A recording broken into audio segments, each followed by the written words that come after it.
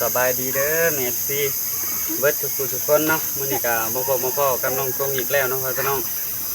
เมสซี่ทั้งฝั่งลาวฝั่งไทยทั้งต่างประเทศเนาะมื้อนี้ก็มาพบมาพ้อกับน้องทงเนาะมื้อนี้พากันมาชมทานกับน้องลิ้นพี่น้องหลังจากที่ใส่ปากจูดเรียบร้อยเนาะ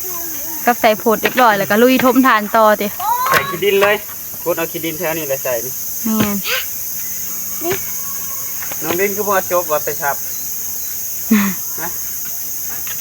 สบายดีเด้อน้องลินสบายดีโอ้หลังจากเอาผดขึ้นเรียบร้อยแล้วก็ลุยทมเลยลุยทมค้างนี่ก่อนน้อยทงมืออื่นจึงทมค้างนั่นเพราะว่ายายมันขับเนาะถ้าสิเอาผดใส่เบิดค่ะแล้วบ่แล้วค่อยว่ากันอีกทีแม่น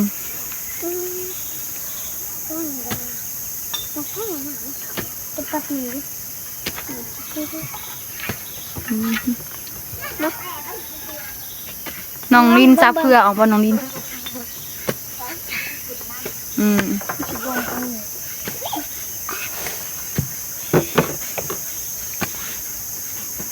ทั้งแม่เพิ่นก็ตัดไม้อยู่ในเลยเนาะก็น้องทิ้งโทยชนน้องละน้อยก็อยู่พุ่นบ่พุ่นน้องละน้อยเพิ่นอยู่เป้เนาะมีแต่น้องทิ้งโทยกับแม่ไปตัดไม้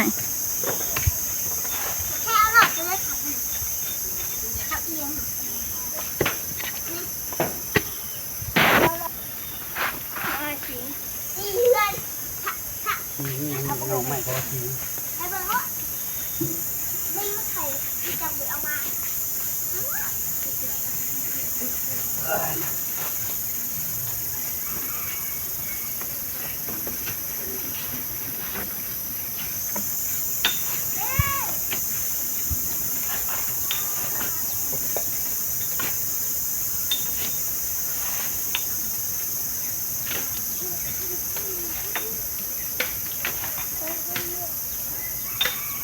อยู่นี่มันอีหยังไอ้โทมันคือดีเนี่ยแทนเบื้องนี้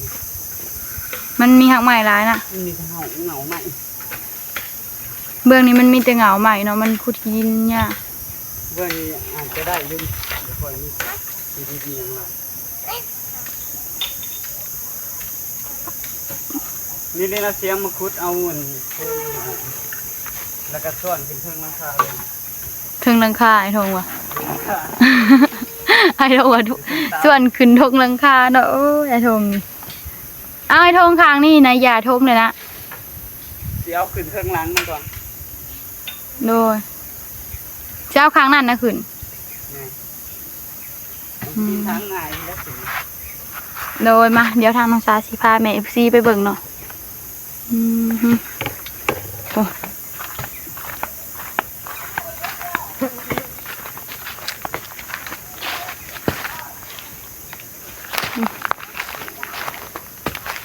ทางหัวถาดน่ะเป็นโพนเต็นใครเนี่ยเนาะเป็นโพน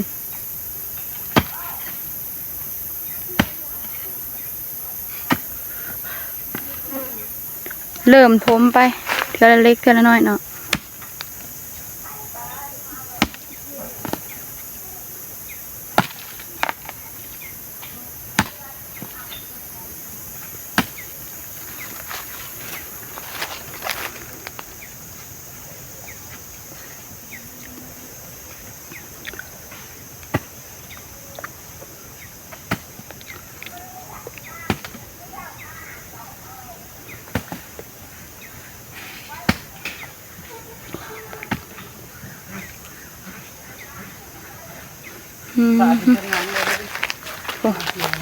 ไอทงพุ่น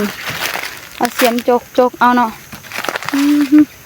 มีแต่หักไม้เนาะแต่กระเซ็ดจังได้มีแต่เห็ดไปนี่แหละมีแต่หักไม้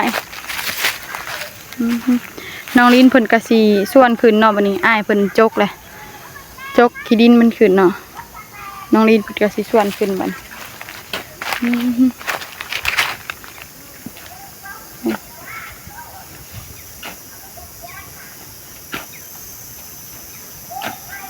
เปลี่ยนกันจกเปลี่ยนกันส่วนเนาะ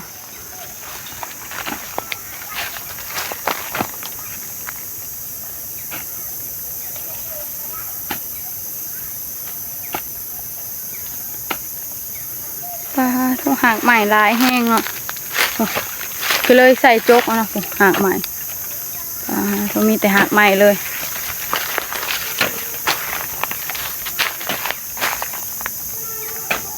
ส่วนขึ้นทั้งล่างมันก่อนในทง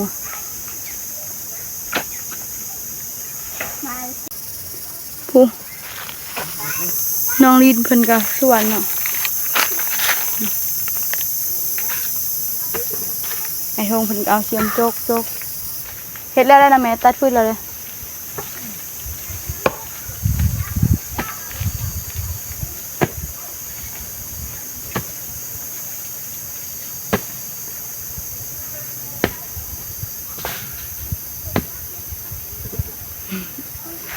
ไอ้ทงเพิ่น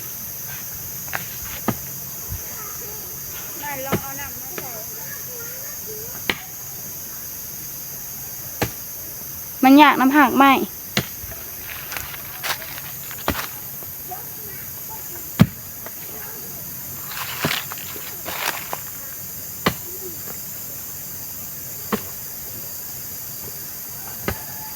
ระวังตกด้วยน้องลิน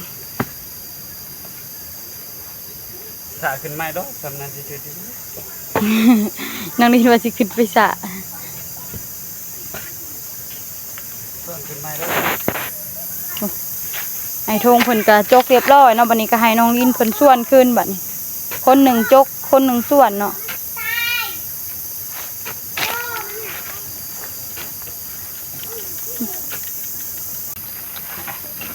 อันนี้มันก็เป็นหัวโพนเนาะ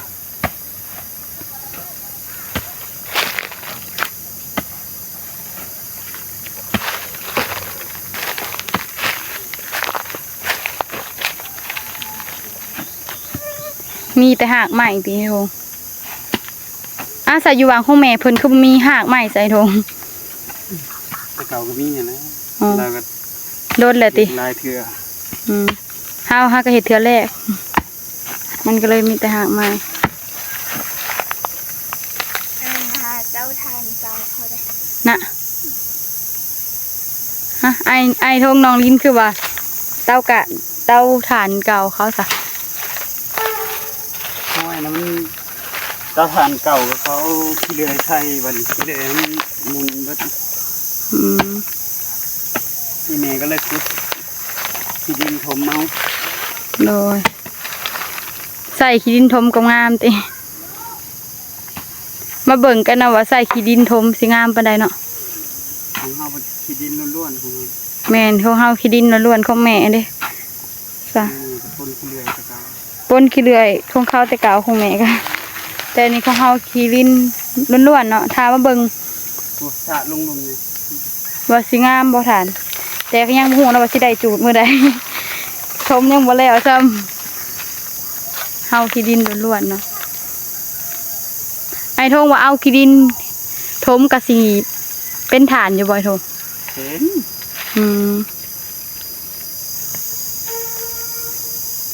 เป็นหน่อยทงโอ้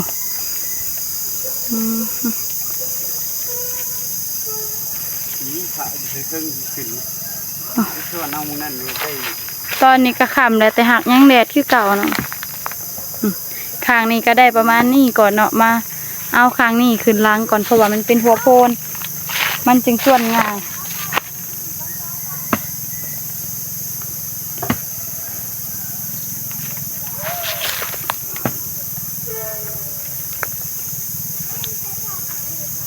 ม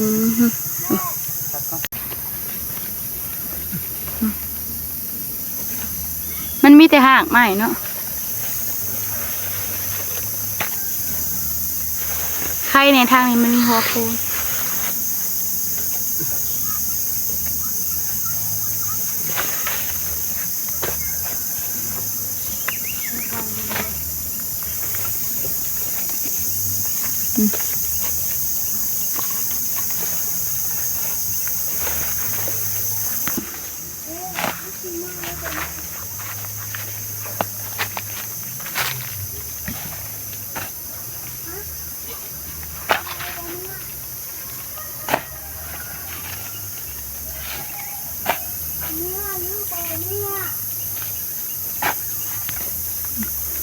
ธงเพิ่นก็มาชวนครั้งนี้เนาะบัดนี้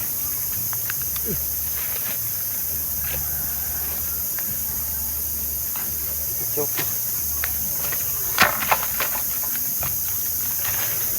ไอ้ธงเพิ่นมาจกเนาะ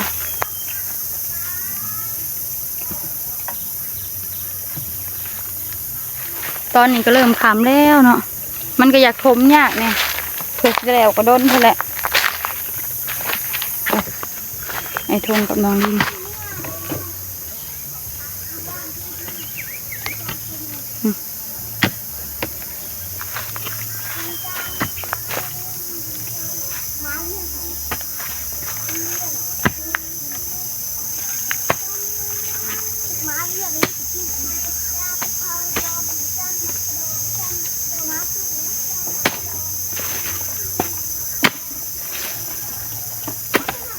ใครเนี่ยเนาะเขามีโจกเขาซื้อโจกนำเนาะ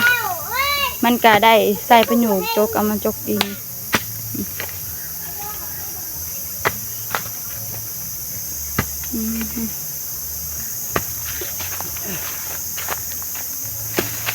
ไอ้ทงนี่ ที่ไหนถือกล่องลังสาได้นี่ อยู่ไกลๆนี่ ยันมันเต้นมาเด้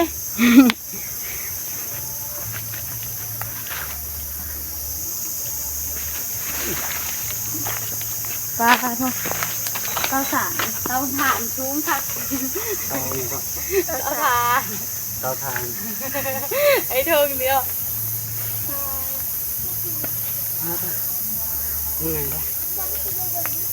ต้องประเดี๋ยวลงทีแล้ว มือ อื่น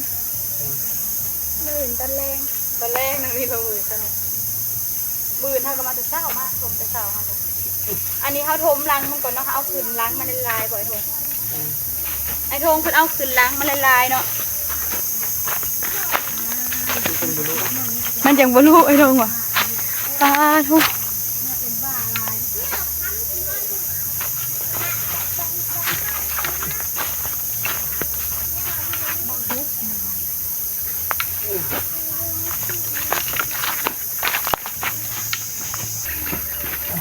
ตอนนี้ไอ้ทงเพิ่นประจับจกไปซับโจติ น้องลินอยู่อ่ะ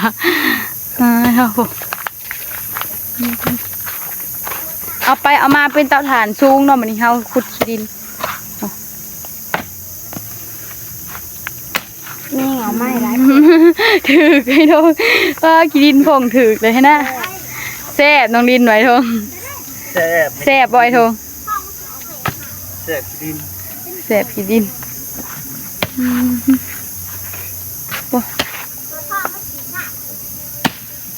เขาตั้งกล้องค้างนี่อีกเนาะบัดนี้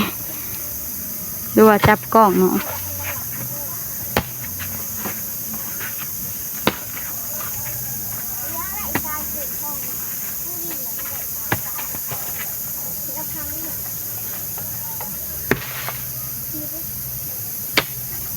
ถ้าโทษเหงาใหม่เนาะค้างนั่นเฮายังบ่ได้นั่นเนาะ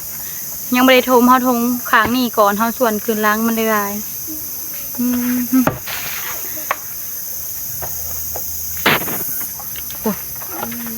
ให้น้องลินไปส่วนบัดนี้ ส่วนขึ้นทางก้นมันทางมันไม่ได้ส่วนทาง ก่อนทางใดนักเรียนทางปาก มันถึงหลังมันนะนั่นแหละ น้องลินงงเลยติไอทงว่า ทางก้น ทางปาก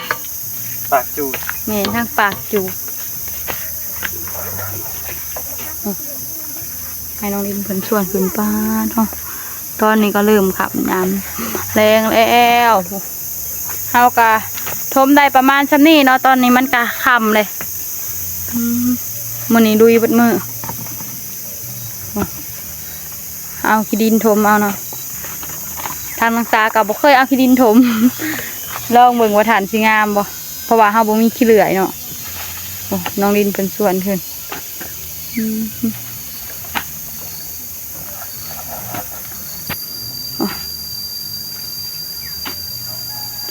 ไอ้ทงเพิ่นกินน้ำเนาะ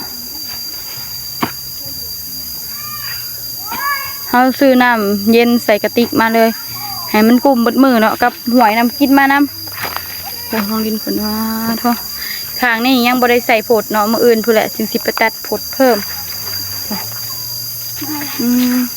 พ่อเลยน้องลินเมื่อได้เฮาบัดนี้คำเลยป้าทุกเฮาก็สิได้ประมาณนี้เนาะมื้อนี้กะ